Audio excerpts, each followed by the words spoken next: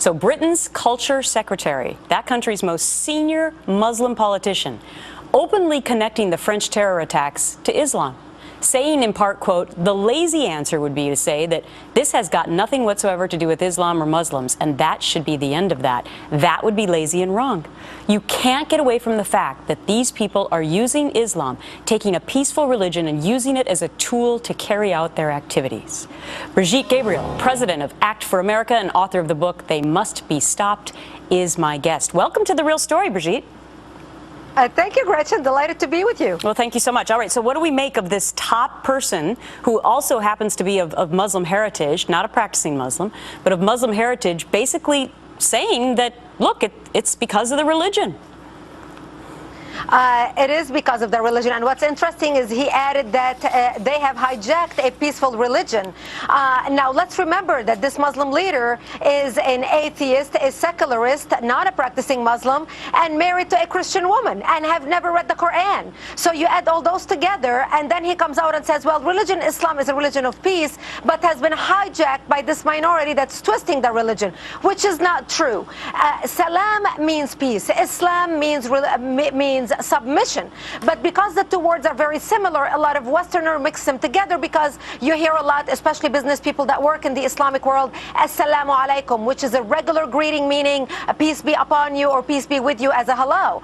But the two words are very different. And that's where the problem arises. Now, most Muslims around the world are not violent. They're not strapping bombs on their bodies, blowing up people, or killing people. But why aren't they saying Islam more, Brigitte? But why aren't they saying more? Because I want to bring this to your attention. The New York Times columnist Roger Cohen had this quote: I do hold Muslims responsible to this degree. I don't think we can solve this problem until they speak out in that way. I don't think we're going to see much progress, and I think that's a responsibility they have. Now, last week on this program, I had a moderate Muslim on, another woman like yourself, and she spoke out on the moderate Muslims' behalf. But do you think there has been enough dialogue of other Muslims coming forward saying that the radical side is wrong?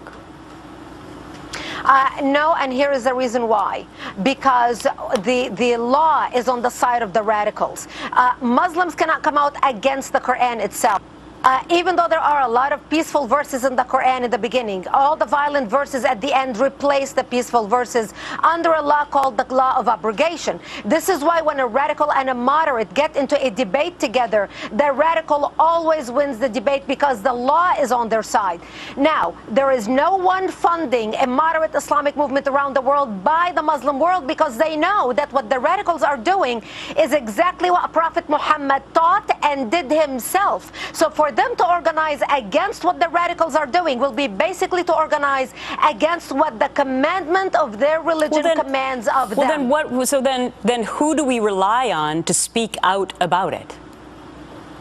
While we can rely and encourage the moderate Muslims to speak out and against the radicals, we must depend on ourselves and rely on ourselves only to protect ourselves while they sort it out. We cannot leave ourselves vulnerable in the face of attacks of deranged, crazy, religious zealot individuals who are willing to kill themselves in the process of killing others. We have to protect ourselves while encouraging the moderate Muslims to do everything that they can, including rally very wealthy Muslim leaders to put money together to organize a resistance movement around the world. We have a number of floors on fire.